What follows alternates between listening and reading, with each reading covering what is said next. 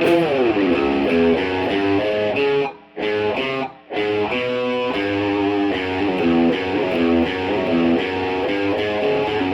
Monkey SG was an accident, but Tony Iommi weaponized his weaknesses with it and assaulted the world with a sound nobody had a name for. Tonight, we're pairing this guitar with a beer that took the very thing brewers consider a defect and made it legendary.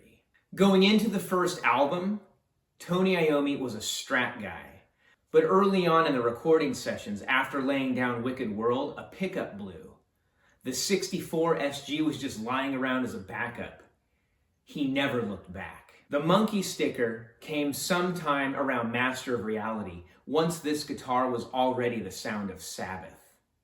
But before this guitar even entered the room, Tony Iommi was staring at the end of his career. On his last day at a sheet metal factory in Birmingham, a guillotine press tore off the tips of the two middle fingers of his fretting hand. The factory had taken its pound of flesh. He was done. But then he heard a recording of Django Reinhardt playing gypsy jazz with only two working fingers. Bandages still on, Tony Iommi picked the guitar back up. Why Me became How. He forged his own thimbles out of a melted down dish soap bottle, wrapped them in leather, and willed himself into a new style of playing despite his injury and homemade prosthetics. He died on the factory floor. He rose the Riff Lord.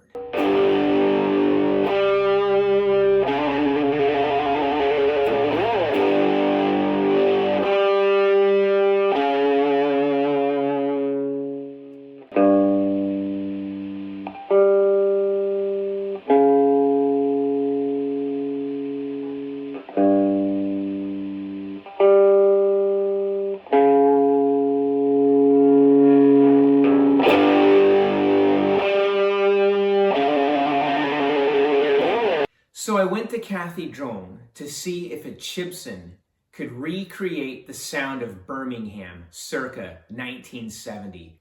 As always, her communication was excellent. She told me straight up that she could not do the custom shop bridge, so I opted for the standard wraparound bridge, nor could she do the chrome-covered P90s.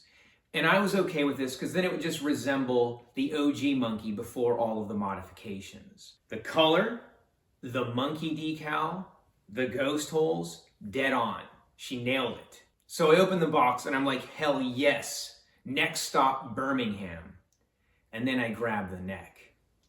It's a 2x4 shaped into a C. But once you get your hands around it, you can still pull off those Sabbath riffs.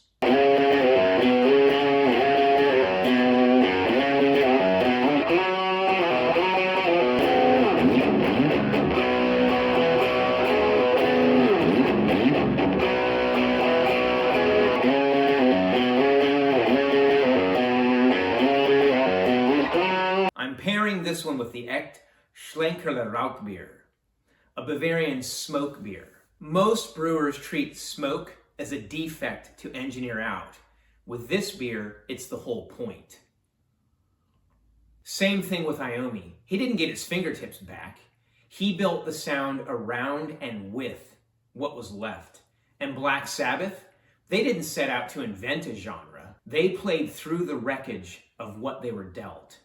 I'm giving this Chibson Monkey SG 3 brews out of 4. The color, the monkey decal, the ghost holes, spot on. She nailed it. Excellent fretwork. It's got stainless steel ball-end frets. Nice relicking. Excellent craftsmanship. I dropped this guitar down to C sharp standard.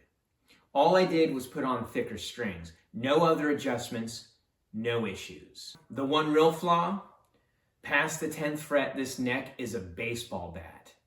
I've come to expect a thin, fast neck when I pick up an SG, and this ain't that. And the Rauchbier, same principle that Tony Iommi lived by, canned. Heavy metal wasn't invented, it was forged.